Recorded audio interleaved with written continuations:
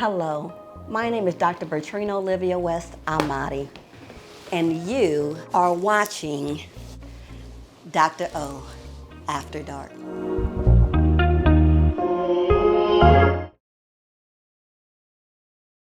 Hey y'all, hey, it is me, Dr. O, here for another wonderful episode of Dr.O After Dark. I am so excited tonight to have this very wonderful woman here to celebrate Women's History Month with us, Miss Marlene. Hey, so we know that you are a mother. Of four. A grandmother. Of seven. Of seven. Y'all, when she was coming in, I was like, seven where? Actress, model. Yes, writer too. I've been writing a book. Writer. Yes. All right. So Yes. tell us more. Let's jump right into it. Tell us more about you. And I'm really interested in the writing. Well, my name is Marleen Proctor. I came to Atlanta for 2 days for a visit. And now I have been here, well, my birthday in June, I'll be here 31 years. Oh my God. So what brought you here? So when I came to visit, they showed me the good life. They did, and I'm gonna be real. It's nighttime talk too. They introduced me to the strip club. Male, female, both. Talking about the people that brought me here. Which strip club? Would they introduce you to? No, they introduced the Luscious and the Well, Male Review. Shout out! It is Thursday night. Y'all catch out Luscious and the Male Review on Thursday night. Ow. Or was it the ladies? It was the ladies. The Strokers, the them. Magic City, All of them. I started on Old National and Gabby Road at a club. It was called Playboy Palace. It's something else now. I forget what it is now. Okay. I'm not familiar with that, but you know the Pink Pony, all those back in the day. The Playboy Palace was the it. You went there for the wings, didn't you? They took you there for the wings. It was the money, the men, and the music. The money, men, money, men, and music. Hey, money, men, and music. Hey, money, men, and music. Hey. You know, I need to have a little poll coming down in Dr.O After Dark. I'm sure we can use it therapeutically in some type of way. Money, men, and music. Yes, and then I went to Club Nicky's, and then I went to Magic City, then I went to Blue Flame, and I did go to I did work at Strokers as well. Okay, so that's what I was gonna ask. Like, I thought you were saying I went. Like, I was just like the ladies. I like to party. Or was you there? Like, no, I was there. I became a dancer. Okay. I did. I became a dancer. I had no rhythm when I first got here. I was a little thing. I'm little still, but I was little. But it was something about Atlanta. It's like they treated me like royalty. Like I came here, but I remember I come from Chicago, so it was very ruthless and scary. I didn't think I was gonna make it to 21. And I get here, and it was, oh my God, Club 112. Oh, it was amazing. It was over with. That was old Peachtree Street. Like when all the clubs. Shout out to telling my AG. age, but you already know my age. I gotta say I'm grandchildren. That's how they talk in Atlanta, y'all. But they used to talk about how proper I used to talk because I'm a military brat. Okay. So, but now, and then when I first got here, I was not friendly like I am now. I definitely turned into a Georgia peach. So I actually got fired from my first strip club, Playboy Palace. Tommy and Andre fired me. But then they found me to come back to work for them at Rockefellers. But anyway, it's because the girl came to me, and it was nothing but God. Because I was about to, this guy was coming from Texas, and he was giving me all kind of weed, for free. And I be in the strip clubs too. And so the girl she was stopping me, which wasn't nothing but God, because I was about to go sell some weed to these guys I didn't even know. So it wasn't nothing but God. So she stops me in the middle of the club, talking about who you think you are. First of all, baby, I'm gonna need you to get your finger out my face. Anyway, make a long story short, she did it a third time, and I just went off on her. I fought her. You from Chicago, and you let her do three it times? I gave her 2 chances. Well, I don't know, because after I told her the second time and she went to do it again, that's when they said I wasn't Holyfield, I was Mike on her or something. Whatever they said, but they fired me because I hit her first. Okay, and then you bit off her head. Yeah, right. So then I go to Club Nikki's, and this, I don't know if they still do it, but this, back in my day, you had to get an amateur contest to be able to work at these clubs. And I was always first place in all of them, other than Magic City. I was second. But at Nikki's, the first time I went on the Wednesday to go in the amateur contest, it was a shootout. And I went number 18, y'all. I was 18 here by myself. Oh my God. And my brave ass, can I cuss? My brave self went back the next week and won first place, y'all. But let me tell y'all, when I won first place and went in the locker room, remember I got a bag full of money. I done won first place. I got the bag full of money from all the tips that I got from all the, everybody was at the front for Nikki. Nikki, looking for Nikki. But guess what happened? What happened? So I had the $500 I won and I had all the tip money I won. So I get in the dressing room, about to, Another fight. No, them bitches turned the lights out on me. They were finna get me. If it was not for the house mom, and her name was Kiki from Jamaica, and then Kiki and her Jamaica voice, thank you Kiki, wherever you are today. I named my baby after you, girl. She turned the light back on in her Jamaican voice and said, no, not this one. Y'all gonna leave her alone. However they talking. And of course I gave her a good tip, and guess what? I was able to work there with no problems again. Well, what we know that's not gonna happen as you an actress is that you're not gonna be playing no Jamaican roles. I have to be around it. I have to get the vibe. I have to be around it. I cannot just freelance it. I have to, I can adapt to certain things, but no. You hit it when you said, you're telling your age, because I'm like, yeah, I remember back, and I don't know, just as you do, because we had kind of that lifestyle, and well, I ain't even gonna lie, I like the strip clubs. I was never a stripper, but I still like to frequent the clubs. But I remember when I first moved out here, you're right, it was an amateur night. I was 24, single parent, and I did consider it. I did consider it, but I'm like you. I was like, I didn't have any rhythm at the time. I didn't drink at all, and so I would, I knew that I wasn't. I mean, I did some other things, and things like that. That was back when Craigslist was on and popping too. So It's funny that you say that too, because I kept wondering why I didn't fit in with the girls back them days. Why I didn't hang out.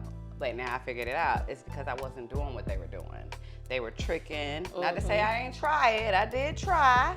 I tried, but it's scary and But and of course the powder and the two women's and stuff like that and all of that, and I wasn't into that. I literally went to, and I had a good time, don't get me wrong. I partied hardy. But I treated it just like a job. Mm-hmm. And I did have my mother in my ear. Just because you're a dancer, it don't mean you act like one and dress like one. You still act like a lady, so I had her in my ear, And I think that even, as you mentioned, being from Chicago, the culture is just a lot different. I'm from, Seattle. And so probably like you, I was really naive. So going back to when I said Craigslist, let's make it clear, I was not tricking neither. I was on the what is it, what's the movie, Pretty Lady in Red, what's the, with Julia Roberts. And, Pretty Woman. Yes, I was on a Pretty Woman. So that's what I thought, when they had the ads for escorting and things like that. And I was like, oh, I can do this. You want to take me out on a date and pay me and da-da-da? I did do that. I did that one time. Yeah, so that's what I thought. I did it for a governor. I did. Yeah, I tried, and I realized real quick that it was not that's pretty. Why I said I didn't fit in. Yeah, it was not Pretty Woman. Mm-hmm. And I still had with the stripping, and I didn't get into that because it said I was a single parent, and so I'm like the whole image. I ain't got no rhythm, I got stretch marks and all this. These women are supposed to be gorgeous, and I met, funny story, met this guy, and first of all, y'all, because y'all still do it today, y'all need to stop that faking. I'm like, oh yeah, I got a BMW. I'm like, okay, I'm flexing. young. They call it flexing. Yes, all the flexing. He did have a BMW. But what he didn't tell me was that BMW was about 50 years old, and we out there with like the Flintstones doing this to get it to go, and it didn't have no bottom in the floor and everything else, but it was still a BMW. Right. I don't know what color it was because that red paint was so faded and everything else. But anyways, pick me up. We're going out on a date. Supposed to be going out to the restaurant. On the way out, he gets his phone call. And he says, oh, I have to make a stop really quick because I do makeup on the side now. Again, I'm new to Atlanta. I should have known then. Makeup? That's what I'm saying. I should have known then. Now, of course, it didn't go much further than that, but I should have known. Right. It was I should have known that not too many. There's only a certain few that do makeup here in Atlanta. Yeah. That are males. Yeah. And here. Love everybody. I loved it though. It was a different atmosphere for me when I got here. I was treated like Hollywood already when I got here. So it's like, it's crazy because it's the music industry that I got involved with basically then, I was always around the, like Too Short, Todd, and Doc, DOC, MC Breed, DFC. I was like the little sister, but I did date one of them. Okay. My son is by DFC, T-double. Okay. But I was like the little sister. They treated me with the utmost respect. But they would be like, sis, go get her. We want her. So I was that one to go get my brother want to talk to you, girl. But it was amazing. It was amazing. And for that, and I'm saying that to say this, for that transition, and then I went through raising my children and being married to him passing away 3 years ago around this time, to now back into it, but in a different way. Yes. Yeah. Now it's like, because it was a year after he passed, that I just so happened to answer the email. But I'm gonna rewind a little bit.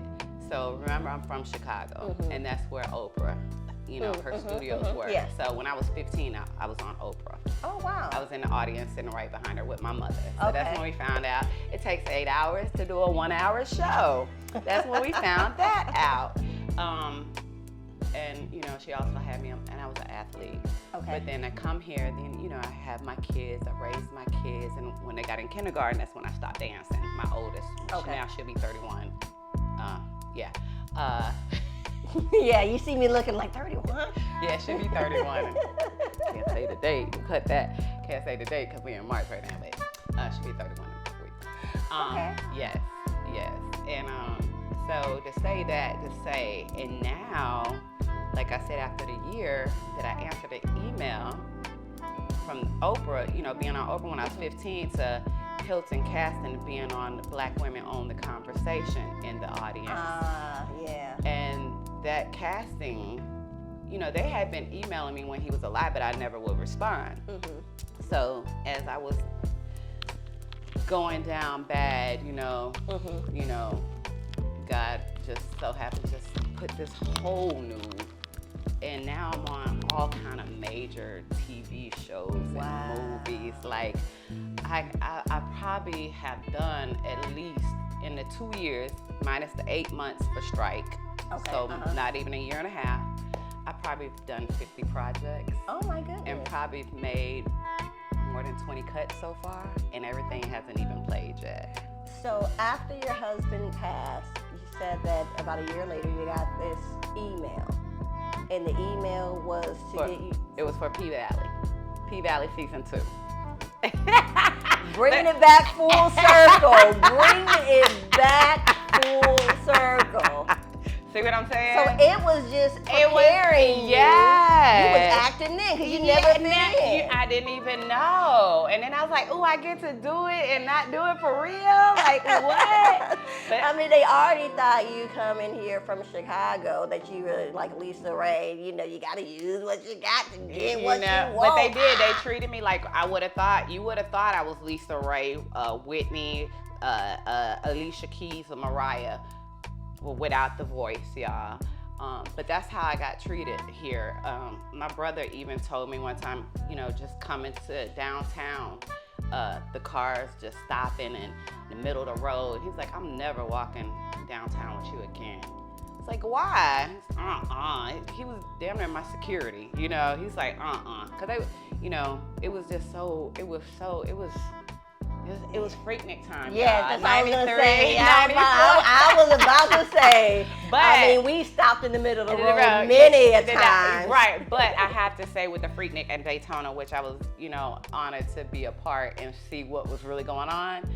But again, it wasn't for me. I had to stay in the background because, you know how they were talking about the videos and people on the video, because they was being really nasty. They was digging up your clothes, walking by them, they was digging up your clothes, they were trying to grope you and stuff like that. It was bad. It was. I came. I didn't move here yet during the Freaknik time. I've been to Freaknik one time, but it was like, it wasn't when it was the major part. I came like towards the end. Oh, okay. You wasn't here when all the cars. I was here during then. It was so like wonderful. what year? Probably about like 95, 96. No, a little bit later. Oh yeah. So Yeah. You So was that's why I not in said the I real wasn't stuff. in the whole, but it was still crowded. Yeah. It was still the people acting beautiful. crazy. Yeah. They were still, acting more crazy then. You know, that's why they stopped it. Yes, exactly. But at first, it was a beautiful thing. All us black folks getting together, showing the fancy Yeah, cars I coming didn't from see state any to of that. state. Oh, it was beautiful. I didn't get any. You couldn't tell me I wasn't started. I didn't. It was beautiful. It was of that. But we had an amazing time. I still got the pictures to show. I don't have any. I moved so much and I was so irresponsible. I don't have none of them, but I know a lot of people do. Because I say this, because I did a show in Tennessee one time and they paid me $20 per picture to take with the guys. I was not naked. I was in my dress. I had a purple dress on. I hope not for $20. But you know, back then, you know, it wasn't, you know, it was just a picture, hey, you know, but the line was out the door. So them little $20 added up, baby. So that was pretty cool. That was, I wouldn't take back none of it other than I was not responsible with the money at all. I just lived because I thought I could make it again tomorrow. With that song, spend a check, get it right back. How it go? That's one of the new songs. I just told you. Well, remember I have children that age. I have one that's about to be 31, one that's 29, one's about to be 26, and one is about to be 25. Okay. Well, I mean, I gotta. But they teach me the lingo. Yeah. I got a 20-year-old and an 11-year-old. Okay. So, yeah. So I guess I'm supposed to kind of know. I was telling them earlier, like my 11-year-old, she teaches, me so much. She's in middle school now. They will. And so she comes out. She was like, the other day, like, guap. See, and I'm like, what the heck is what is like guap? Mom, like, she's looking at me in the bathroom like guap. And I'm like, okay. So I don't know that one. I don't know that one. What is that? And she was like, oh, we say that at school. Okay, what does it mean? She was like, I think it means you're pretty because that's what the boys say. When girls walk past and they look at, and they got a nice butt or something like that. And I'm like, really? So when I first got here, it was Shouty Red. Shouty Red. That was my name. I believe that's everybody was shouty, and if you were fair skinned, it was red. Yes, it was. I had to Google what guap was. What was it? It's a new thing when they're saying got. Oh. So it's like goddamn. So all they say now is got, and she ain't around here like guap. I'm gonna use that one though. Go around and be like guap. They're gonna be like, Ma. They already be talking about me enough already. Cause my daughter says I'm a Jagger swagger. I'll steal your swag in a minute, baby. Hey. That's why I say I'm adaptable. I gotta be around. You be around. You start talking like you, walking like you. You know, just. That is that code switching. Oh. Yes. What do you call it? Code switching. That is a technical term, and it is built through a lot of times mental health trauma. So when we're in, ever been into like an industry, and it's like, you know, one way you're like, yeah, I'm here with my homegirls, yada yada yada, and we da da da. But when you go into work, you're like, hi, Susie. Yes. How are you doing? And then like, yeah, because then I'll be like on another part, I'll be like, and the children getting on my dang nerve. But no, the children are so very well behaved. And my dad's side of the family and things, they're all from Louisiana, Baton Rouge, Louisiana. Yeah. So this is maybe my regular talk, but when I get down there, I'll be like, hey, y'all. Wow. So that is. How y'all doing? Yeah. You know, yeah, And that you say from trauma too, that's pretty deep. Because like I said, I was a military brat. So my dad, he died when I was 13 going on 14, Agent Orange. And he did three tours in Nam. And he used to beat Mama every weekend. And we used to have to barricade because she know when he come home, he finna get her. We used to have to barricade ourselves in the bathroom or in the bedroom so he couldn't. And then if he did, she put me out the window to go to the neighbor to call 911. Sometimes I have to go out the window of 6-inch snow, barefooted in my pajamas. Wow. Now, But go ahead. She still took care of this man to the day he died at home. And that's what I was gonna ask. When he passed away, was it like a part of duty or no? Well, he was still in service, and that's when they found the cancer, but they didn't say Agent Orange. Okay, got it. Okay. But he did. We had about, it happened really fast, but we had 8 months to prepare. Wow. And you said you were 13? Going on 14. Going on 14. Now, I want to get into, some of that, but what that is resonating with me is we just were talking about your ex-husband who also passed. So it seems like there was you were experiencing maybe a lot of loss. How long were you married for? 10 years. And I have to say, in that part, and I say my husband, but we was not legally married, but we were together. And that's past kind of loss. Right, so, right. Yeah, you were married. But I just want to know that because, Yeah, in case all of y'all that come back to trolls, because he was never married to him. Right, because I'm not even in the obituary as a special friend. That was his mama. And the sisters. And the baby mama. Can I say the bitter baby mama? Can I say that on here? Yes, the bitter you can. baby mama. Because there's many of y'all out there. And she wouldn't even let their daughter be with my children. She said they had to heal. But 10 years, baby, I never met you. I met you after the fact. After the fact that they don't let you dress him, take over everything. I couldn't even go to the funeral, which he didn't want one anyway. And I forgot, the reason why he didn't want a funeral, because he didn't want his fake family to be there over him, talking about this and that, knowing that they didn't give a doggone. And I was able to go to the wake, because I waited till after the family time. Yeah. But they still messed with me in there. And it showed me what he was talking about. Because as he was laying in the casket, the baby mama's mama and the other sister came in there. I don't know these people at the time. This lady talking about, oh, be Scody. And she done put the man in jail 3 times. See what I'm saying? And then she looks at me, and who are you? You already know who I am. You already know. So I had to be in my best behavior because I have my grandkids. At the time, it was only 3 or 4 at the time. Because granddad was granddad. That's all my children know. And I had to be good because it was a bad situation. And then the sister and the husband came up there like they was going to do something. But God is good. A guy from the streets told me where my man was at. They wouldn't even tell me where they had him at. Wow. Now, how long ago was this? 3 years ago. So it's still really fresh. And, I can tell it's fresh because I still hear it in your voice. I see, you're tearing up. Have you grieved? had the opportunity to grieve or get your own healing. And that's what I was gonna say. And I'm not trying to cry, y'all. I got these lashes on and they gotta stay on them. It's okay if they do the little caliper right. thing. You know, it's cute. I wouldn't even act like, I even see it. Yes. Y'all be seeing me looking at you like that, but I might be paying attention.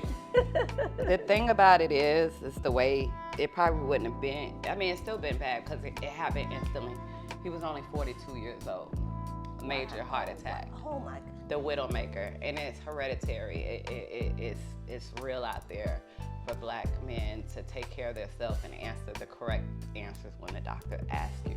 But it's not like that.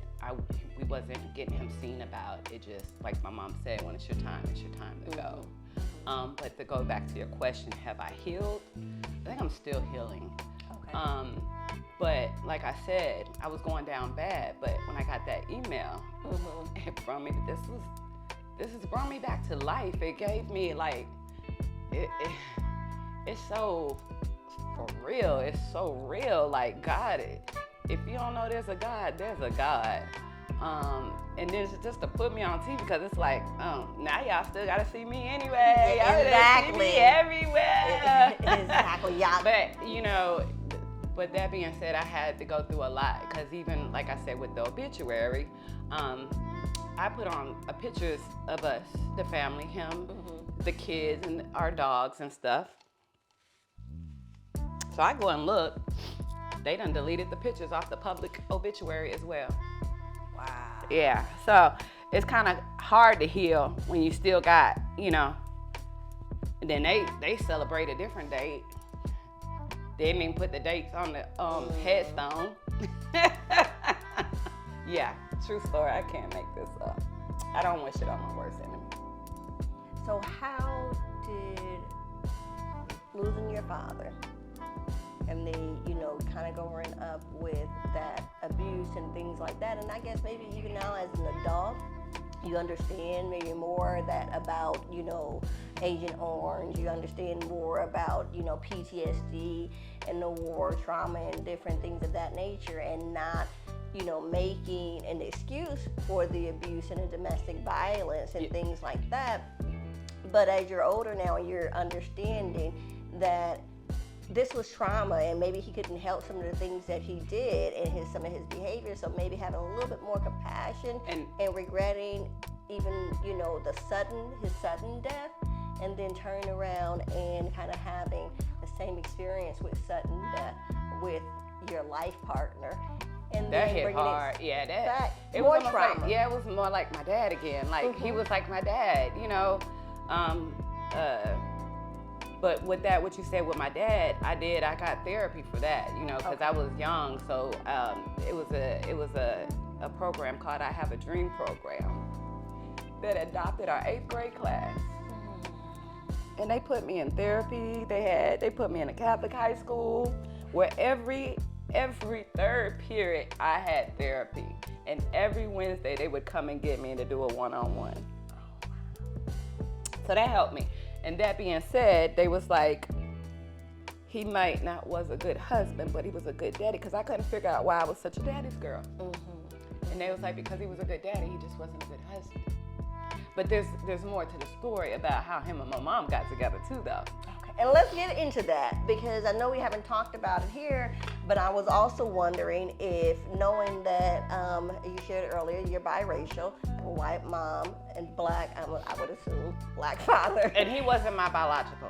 Okay. He's the man that raised me. He's around, and so what? Well, so then let me clarify: was he then Black or African? Yes, he's Black. Okay, yes. So when we think about that, oftentimes there is a stigmatization that white women, they kind of go, they're more a pushover. Then I ain't dealing with that, no, And we know that, especially when it comes to domestic violence, race, sex, sexual orientation, sexual preference, age, none of that matters. None of that matters, because we all have been victims of it across the dysphoria. I'm wondering, do you feel like that took a part or a play at all? Race,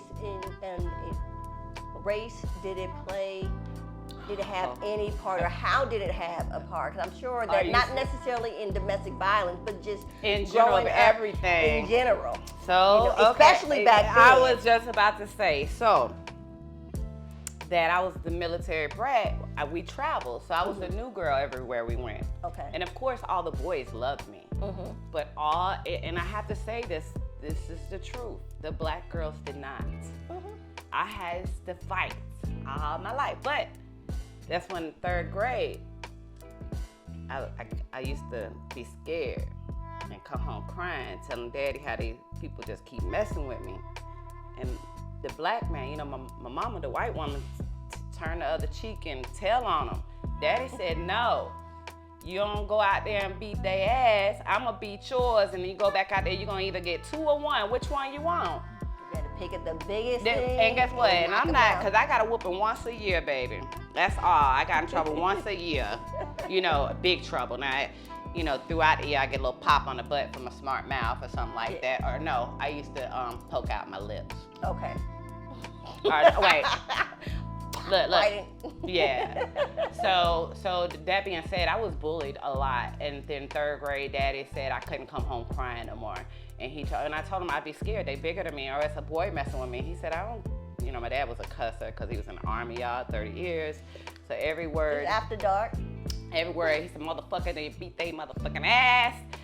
Pick up something and knock them upside the head. He actually trained me like the Women King. On the Women King, how you do your eyeballs and stuff. He was actually, and then I'm not playing, y'all. And then he'll tell me how to grab their breasts and twist them, you know. So it was on and popping after that.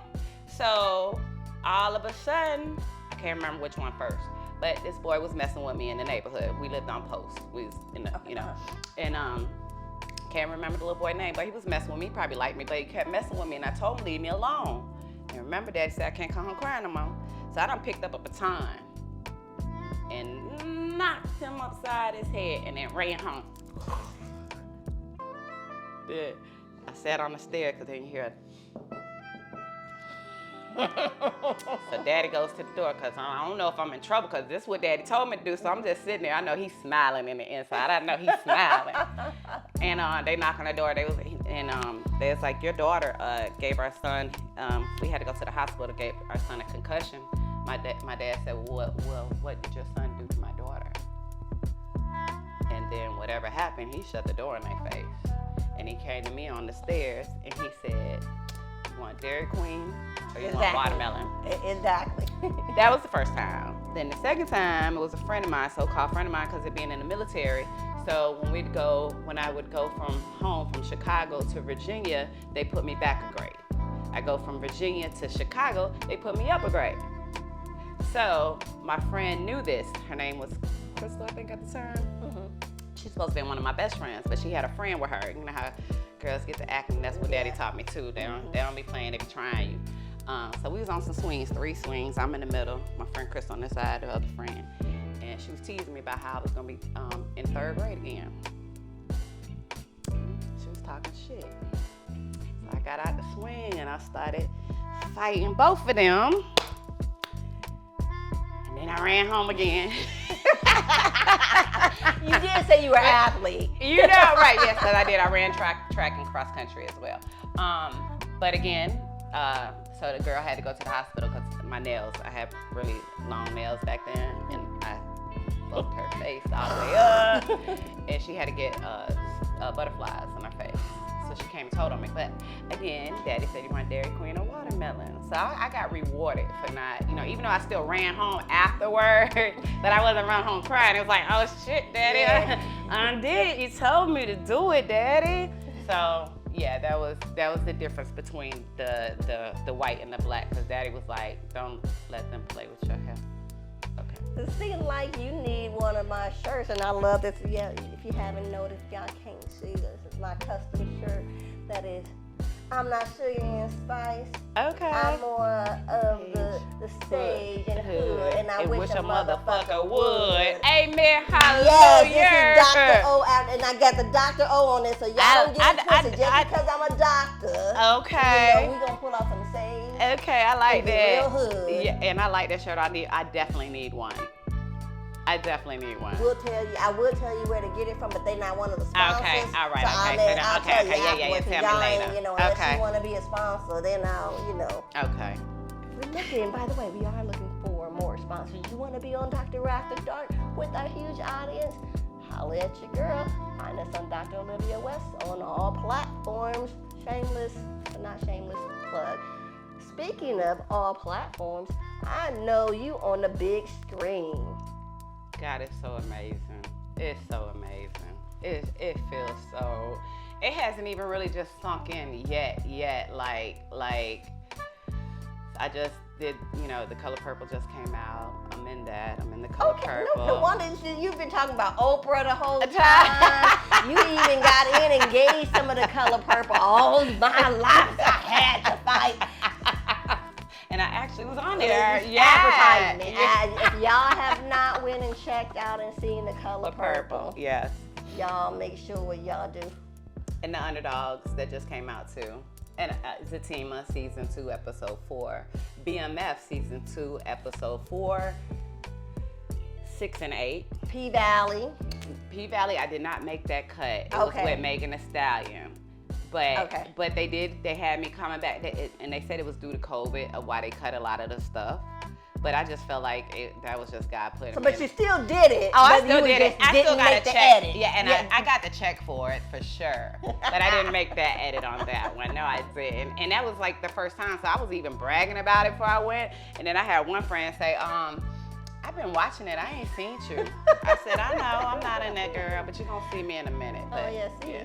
So it's a lot. Been down in Atlanta real long now, because did y'all catch that? I done seen you. I told you. I told you.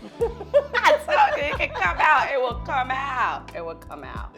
Yes. Well, besides on the big screen and the smaller ones as well, all the screens, where can we find you? Marleen Proctor, the actress. Facebook, Instagram, TikTok. I'm just starting a YouTube, so bear with me. I'll be starting a website pretty soon. Like I said, I just totally got into this. This is therapy for me. I didn't get into this for the money. I didn't get into it, but just to save my life. And I love the surroundings. I love the like-minded people. Like, we're all weird in some kind of way. That's why I didn't fit into. Like, I fit in here, though. I fit in this industry. Like, I finally found my place. There is so much that we can talk. I mean, you have so many different levels from, the military, and, what we often, focus on and things like that is what's considered like developmental trauma. So we can say, okay, yes, domestic violence, we know that's traumatic. Death, loss, we know that's traumatic. But the other little things that we might say, oh no, that's just part of growing up. Like raising kids. And the bullying, and that was serious. And so you have so many, even what I was getting to with the military is the moving around and having to start all over, having to make new friends, having to learn new teachers. That at that age, when you're a child, 4, 5, 6, 10 years old, is very traumatic can be very traumatic for the child. So you have the military, you have the domestic violence, then we have the race-based stuff. Because, with my mom's side, she got disowned. So we got left out of everything because she liked the black people. So they didn't like us. I didn't have a grandma. See, I'm really here, ready to ask more questions. I know, but we gotta go. Yeah, I know we gotta go. Yeah, and then even we didn't even touch about when we talk about the race-based stuff. What you mentioned is the colorism. They call me Z-Broad. I used to catch hell in school, especially with the nose, the white girl nose and all that stuff. And then, of course, booty. Little booties matter, y'all. I don't care what y'all say. Little booties matter. Little booty hoes. With it. But sorry, I ain't got that problem. Right, I seen you. You got it. And I give women their props. I don't like women like that, but I give them their props because that's what I worked around women. And we, you have to tell each other. Women's History Month. Yeah, and it's Women's History Month. Shout out to all of the women, all of the ladies. Yes. Dancers, actors, actresses. All of that, baby. Technicians, models, clinicians. We appreciate all of you. We appreciate you. And I appreciate you for having me. And God is so amazing. ahead and get, as I said, we got so many levels to talk about, and I can't wait to have you back and to talk about your newest projects and everything. Y'all make sure that you are watching out for Miss Marlene and you're checking her out. Marlene Proctor, the actress. Did I get that right? Yes, you on did. On all platforms. With 2 E's, y'all. Marleen Proctor, the actress, with 2 E's. In the middle.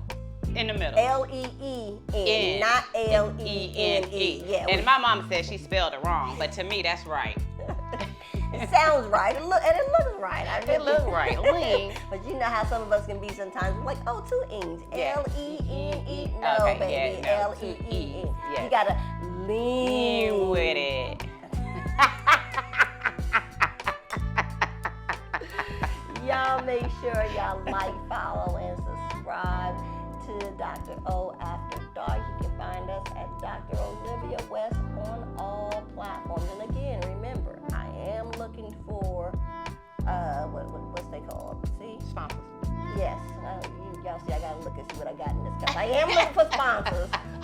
Is that what you were trying to say? That is it. So if you're interested, holla at your girl.